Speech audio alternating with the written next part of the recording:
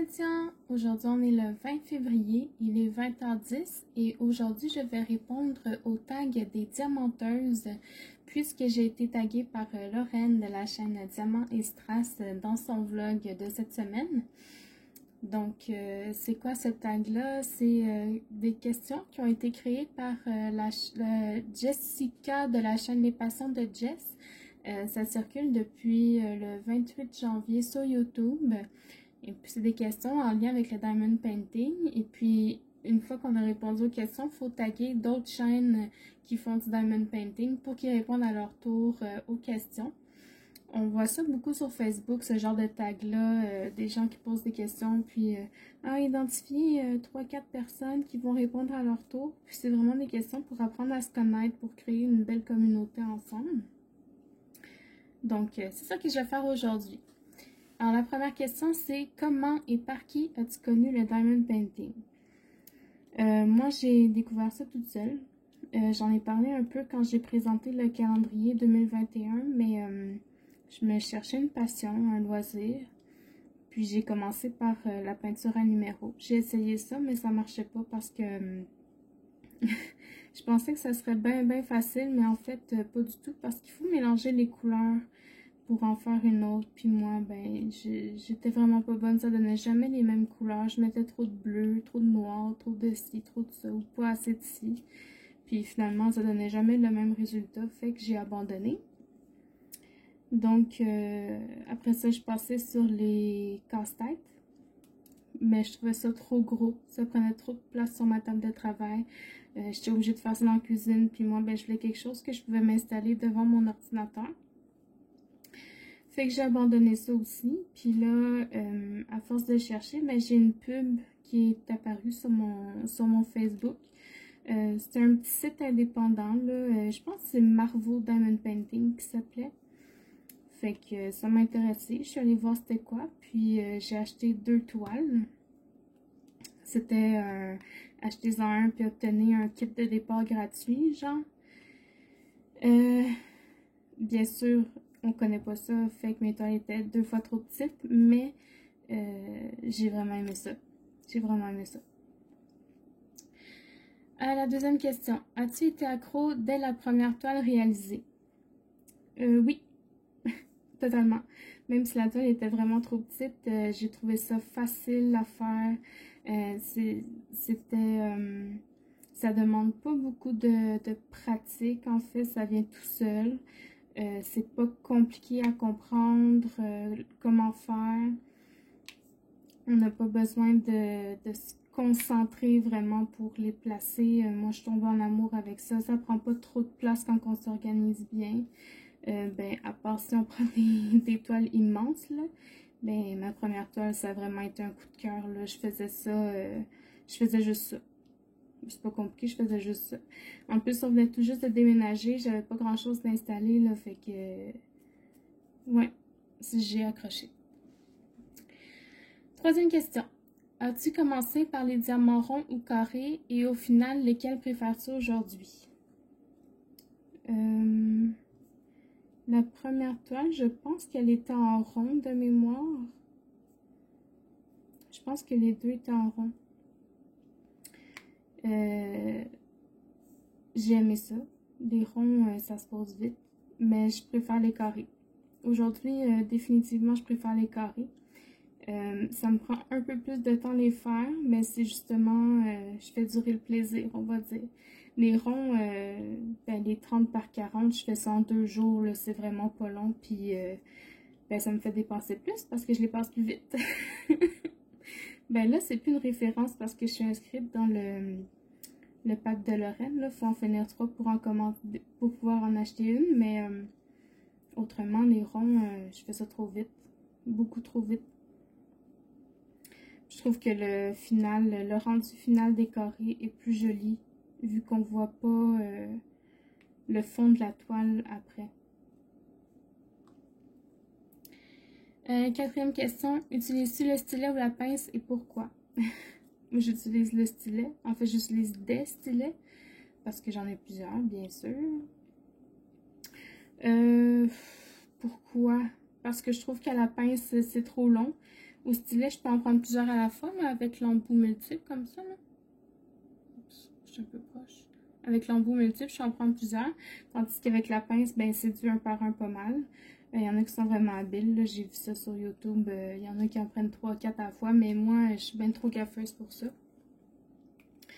Je trouve aussi qu'à la pince, tu sais, il faut toujours peser, là. Toujours pincer. Puis à la longue, ben ma main, ça fait mal. je suis fragile, moi, dans la vie, hein.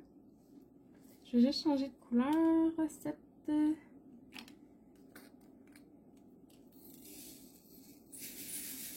La pince, par contre, je l'utilise quand je me trompe d'une couleur, ben, pour enlever le diamant sur la toile, c'est plus facile. Je l'utilise aussi quand je fais des diamants spéciaux là, avec des formes, les yeux de choc, appelle ça, là, surtout, puis les crocs ronds. Ça, j'aime ça. Cinquième question. Aimes-tu réaliser des petites ou grandes toiles? J'aime les deux. J'aime beaucoup les deux. En fait, j'aime faire une petite entre deux grandes. Pour moi, une petite, je dirais, c'est 30 par 40 et moins. Puis au-dessus de ça, ben, ça commence à être des grandes. Là. Même 40-50, je dirais plus moyen. Là. Mais au-dessus de tout ça, c'est des grandes. Les grandes... Non, j'aime ça, j'aime tout ça. En fait, c'est juste que c'est, vu que les grandes sont plus longues, on dirait que j'ai comme besoin de faire une petite entre-temps là, pour avoir un accomplissement de finition plus vite, on va dire, plus rapide. Mais autrement, les deux, j'adore ça. J'adore ça. Bien sûr, il faut choisir des dessins qui vont bien avec les petites, là. Mais, à part ça... 6. Préfères-tu l'étoile avec de la colle double face ou de la colle coulée? Moi, ben franchement, ça me dérange pas. Ça me dérange pas. Ils ont chacun leurs inconvénients, puis ils ont chacun leurs avantages, là. La colle coulée, je trouve que ça glisse trop bien. Puis je trouve que dès que tu poses ton bras un petit peu sur la toile, c'est plus collant. Tandis qu'une double face, ben, ça colle fort. Oui. Puis, par contre, la double face, il y a plus de chances qu'on crée des rivières nous-mêmes dans la colle. Là, c'est moins agréable, mais non, j'aime les deux. J'aime les deux. La colle coulée, ce qui est le fun, c'est le papier transparent. Là, on peut voir toute la toile en entier. Puis la colle double face, ben j'aime ça aussi, en fait, me créer comme un espèce de petit mystère là, de pas le voir. Donc c'est vraiment, je sais pas, j'ai pas de préférence vraiment en fait. Moi, je dirais ça, j'ai pas de préférence, j'aime beaucoup les deux. Quels sont les défauts au niveau de la toile, des diamants, etc. qui sont pour toi rédhibitoires? J'ai cherché ce que voulait dire rédhibitoire. C'est des défauts qui font en sorte que tu l'haïs, là, que tu veux plus la faire, puis que tu as envie de l'acheter aux poubelles. En gros, là. Pour moi, ben en fait, j'ai eu l'expérience avec ma toile mystère de Hippo Home Store dernièrement. J'étais totalement découragée, mais j'ai réussi à la finir quand même. Je me suis donné ce défi-là. Les diamants étaient tous mal taillés, c'était dégueulasse, ça popait partout, c'était pas droit, il y avait des plis dans la colle, l'image était trop petite pour la toile, pour la grandeur de la toile, ça sortait pas bien. Je dirais que c'est un tout, en fait. Sinon, j'en avais eu une autre d'un store avec plein de chiffres, là. Mon Thanos. Lui, les diamants popaient. Je me suis fait mal en essayant de les replacer, là. C'était ridicule. Je vous dirais que c'est pas mal ça. Les diamants qui popent qui sont mal taillés. C'est ça. C'est pas mal la seule chose qui pourrait me faire arrêter un diamond painting. Mais je l'ai fini quand même. Je suis fière de moi. Combien de DP à faire dans ton stock? Pour ça, il faudrait que je vérifie. Je vais vous mettre en pause juste pour vous dire. Je suis curieuse moi aussi. Ok, alors j'ai regardé. J'en ai 6 qui sont en attente d'être livrés. Puis j'en ai 37 que j'ai déjà reçus. Donc 37, 38, 39, 40, 41, 42, 43. J'en ai 43 qui sont à faire. Ce qui est relativement pas pire. Comme je vous ai dit, moi je me suis inscrite au pacte de Lorraine. J'aimerais ça descendre mon stock à 20. Il m'en reste pas gros à faire pour avoir 20. Mais je sais qu'à ma fête, ma mère elle va me donner 5 toiles. Puis je suis pas mal sûre que mon frère va m'en donner aussi. Là, lui, je sais pas combien il compte m'en donner, mais je m'attends à en avoir quand même pas mal. Fait que je suis pas si proche que ça de vider mon stock. Mais ouais. 42, 43, quelque chose comme ça là, qui va me rester à faire.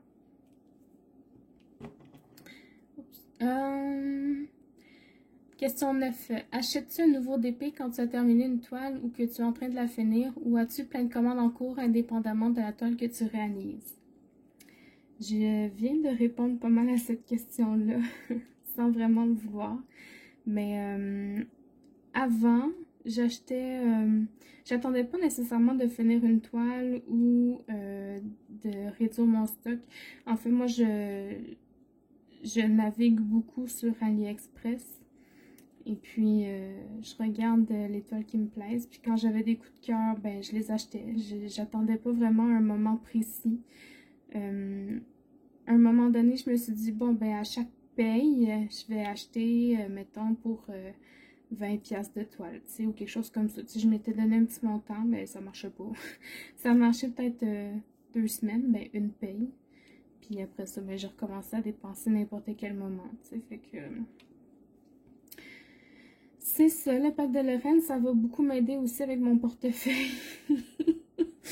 Plus que pour mon stock, en fait. Quelles sont tes boutiques préférées? Ça, c'est une question assez difficile. Je vous dirais que j'ai pas vraiment de boutique préférée en ce moment. Je suis en période de test. Là, je regarde, j'achète un peu partout pour voir qu'est-ce que je peux faire, puis qu'est-ce que j'aime moins. Je sais que j'avais essayé Matreshka DIY Love Store sur AliExpress et je l'avais beaucoup aimé. Mais j'ai juste fait une toile 2, fait que j'attends de faire une deuxième. J'en ai une en stock. J'attends de voir si je l'aime toujours autant. Puis peut-être que ça va devenir mon vendeur préféré. Sinon, toujours sur AliExpress, j'aime beaucoup Ever Moment. Ils sont un peu plus chers que les autres, mais sont moins chers que Diamond Art Club. Et puis, je trouve que les diamants sont vraiment d'une bonne qualité, même s'il y a relativement beaucoup de déchets, mais je les aime beaucoup. Je les aime vraiment beaucoup. Sinon, il faut que je réessaye Diamond Art Club dernièrement parce que quand je les ai essayés en 2019, moi j'avais des problèmes avec la toile. Je trouvais que les symboles étaient flous, qu'ils n'étaient pas bien imprimés. Fait que je me suis dit que j'allais leur laisser une autre chance puis que j'allais les réessayer. Là, j'ai 3 toiles en attente aussi. C'est pas mal ça au niveau de mes vendeurs préférés. Question 11. T'est-il déjà arrivé d'être en panne d'envie de faire du diamond painting? Si oui, comment tu as trouvé ton envie et ta passion pour cette activité par la suite? Oui, ça m'est arrivé. Quand j'enchaîne les grandes toiles, là, les très grandes toiles, ben, des fois j'ai besoin d'un break, peut-être une petite semaine, puis après ça je reprends, puis à force de regarder des vidéos, à force d'en entendre parler, j'ai un groupe sur Facebook aussi que je gère, ben, à force de gérer, ben, ça me donne le coup de retomber dedans. Sinon, c'est quand j'enchaîne les toiles qui vont pas bien aussi, j'ai besoin d'un break. Comme là, ça m'est arrivé là, dernièrement. J'avais ma toile de Hippo Home Store, après qui allait vraiment pas bien, les diamants mal taillés, des plis dans la colle, en tout cas, name it, là, il y en avait plein. Après ça, j'ai enchaîné sur un U à canne, les diamants étaient mal taillés, ça popait, en tout cas, c'était pas agréable, il me manquait des diamants. Après ça, j'ai enchaîné sur une autre toile qui allait pas bien non plus, là, je me souviens plus c'était quoi par exemple, mais ça popait, je pense. Ça popait. Fait que ça m'a découragé un petit peu. Ouais, même beaucoup. j'ai pris une semaine de relâche, on va dire. Une semaine de relâche de diamond painting. Après ça, ben, à force d'en entendre parler puis de gérer mon groupe, ben, je suis retombée dedans. Puis c'est avec plaisir que je l'ai fait. Question 12. Comment conserves-tu ton stock de diamants non utilisés une fois une toile terminée? Ça, c'est une vidéo que je compte faire relativement bientôt. Je vais vous montrer tout mon setup, comment je m'organise, mon rangement et tout ça. Mes diamants que je n'utilise pas, je les conserve dans les rangements Elizabeth Ward. Ceux qui sont les petits pots, là, les mini. Il y en a 78, je pense, par boîte. Puis, j'aime ça comme rangement. C'est facile à ranger, c'est facile à sortir, c'est facile à organiser. Oh, je me rends compte que vous êtes peut-être un petit peu loin. Mais ouais. J'ai compté qu'il fallait 5 bacs par forme de diamant. Donc, 5 bacs pour les ronds, 5 bacs pour les carrés. Je les ai toutes. Fait qu'il me reste juste à accumuler les diamants pour avoir tous les numéros. Je suis quand même relativement pas si pire avec les carrés. Question 13. Que fais-tu des diamond paintings que tu as terminés? Est-ce que tu les encadres? Est-ce que tu les stocks? Ça va aussi faire partie de la vidéo que je vais vous faire. Excuse-moi, je check mes diamants. Je les mets dans des cartons pliés que j'ai acheté au Dollarama. Donc, c'est des grandes boîtes de carton là, que j'ai pas formées. Et puis, je les mets à plat dedans. Là, je rabats le couvercle sur les toiles. Ben, je vous montrerai, là, ça serait peut-être plus facile quand vous verrez la vidéo, mais c'est là-dedans que je les mets. Sinon, si je les aime vraiment beaucoup, ben, je les encadre. Et puis, c'est pas encore arrivé, mais si quelqu'un de mon entourage me demande s'il peut avoir une toile, ben, je vais lui donner avec plaisir. Parce que moi, je fais vraiment ça pour le fun, là. Je les vends pas, je fais pas ça pour les encadrer non plus. C'est vraiment juste pour passer le temps, puis parce que je trouve qu'il y a des belles couleurs, puis c'est une belle activité à faire. J'ai même converti ma mère à ça, d'ailleurs.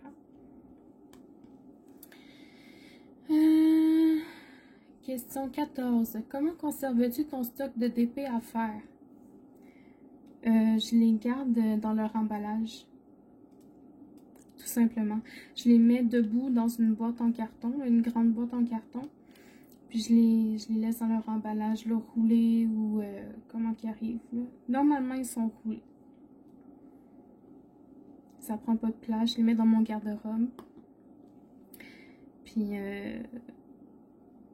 ouais. Mes toiles avec des diamants spéciaux, je les mets à part. Par exemple, je les mets dans une petite boîte, une petite boîte en tissu, là, qu'on peut, ben là, ils en vendent, ça fait pas très longtemps que c'est sorti, mais il y a des petites boîtes en tissu qu'on peut faire du diamond painting dessus, là, en diamants spéciaux.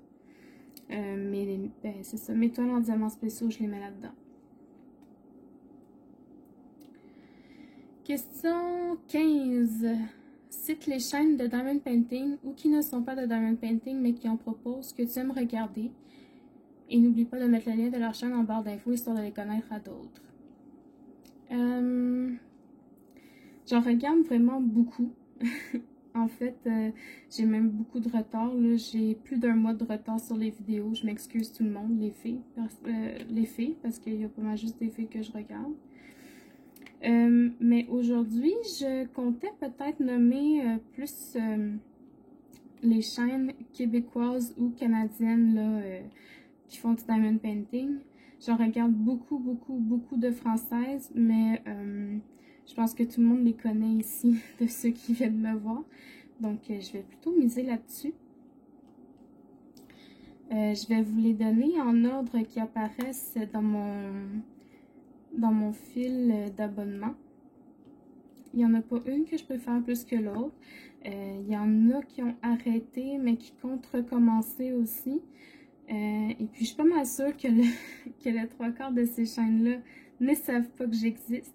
Mais je me suis dit que j'allais aller leur écrire un petit message là, pour dire que je les ai tagués puis que ça serait le fun qu'ils répondent aux questions à leur tour, là, histoire qu'on puisse toutes s'entraider puis se donner un peu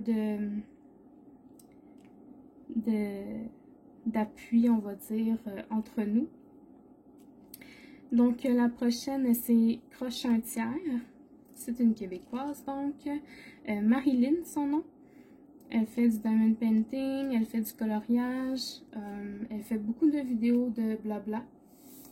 Et elle fait des crayons en pâte Fimo. Elle a une boutique Etsy aussi, là, vous pourrez aller voir sur sa chaîne. C'est une des premières chaînes que j'ai connues là, de diamond painting au Québec. Je vais juste changer de couleur. 826.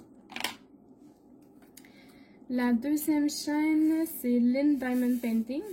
C'est une Québécoise aussi. Elle fait du diamond painting. Elle a commencé à faire du point de croix, je pense, sur sa chaîne. Elle fait des vidéos unboxing avec sa maman parfois. Je l'ai vue faire une vidéo de blabla. Je ne l'ai pas encore regardée. Elle est dans dans ma playlist à regarder plus tard. Mais c'est une bonne personne. J'aime bien ses vidéos. La troisième, c'est Alexandra Créative. C'est une jeune maman qui fait du diamond painting et du coloriage.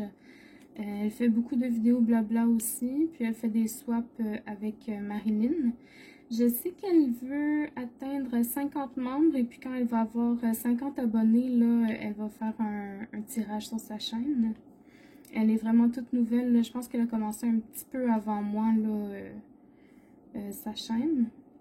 Un peu avant Noël en fait, donc ça fait vraiment pas longtemps que sa chaîne existe. Ensuite, il y a Étincelle et Brillantine, Stéphanie, que tout le monde connaît à peu près aussi. Là, elle a commencé sa chaîne avant moi aussi. Elle fait des tutoriels, des vidéos de blabla, elle fait des vlogs aussi. Je pense qu'elle fait juste du diamond painting sur sa chaîne. Je sais pas si elle compte faire autre chose, mais pour l'instant, c'est ça. Très gentille, très très gentille. Je lui parle beaucoup. Ben, beaucoup. On va dire plus souvent que d'autres, mais je l'aime bien. Je l'aime bien. Ensuite, la reine du DP, Joanie. Elle a arrêté. Mais elle m'a dit qu'elle comptait recommencer à faire des vidéos, donc je me dis que je vais la booster un petit peu en la taguant pour qu'elle puisse répondre à ces questions-là. Elle faisait des unboxings et je sais pas, de mémoire, j'essaie de voir si elle faisait autre chose, mais je pense qu'elle faisait juste diamond painting. J'ai vu beaucoup de unboxing, je pense que j'ai vu quelques vidéos blabla aussi. Ensuite, il y a Panda Fleur de Lys. Elle a arrêté. J'espère lui donner le goût de recommencer là, aussi avec le tag. Elle faisait des unboxings, elle faisait des hauls de Dollarama par exemple, ou des choses comme ça. Elle faisait des vidéos de blabla aussi. C'est pas mal ça. Et puis évidemment, il y a la chaîne de Lorraine, Diamant et Strass, que tout le monde connaît parce que c'est elle qui vous a tous envoyé vers moi. Très très très gentille. Lorraine, c'est le modèle de tout le monde, je pense. En tout cas, c'est le mien. Des vidéos de blabla, des unboxings, des reviews, des tutoriels, name it, là, elle en fait des vidéos qui sont longues. Puis elle m'a justement dit que je faisais elle a dit que je faisais l'inverse d'elle. Vu que moi mes vidéos sont courtes, ben là j'espère que celle-là va être plus longue puis que Lorraine, tu vas l'aimer. Fait que c'est ça pour mon tag. J'invite tous ceux que j'ai nommés ici à répondre aux questions. Bien sûr, Diamant et Strass, réponds pas parce que tu l'as déjà fait. Étincelle et Brillantine, je sais qu'elle a été nommée par Lorraine aussi. Mais voilà, j'espère que ça vous a plu et que vous avez passé un bon moment avec moi. Je vous dis merci d'avoir regardé la vidéo et puis à la prochaine. Bye bye!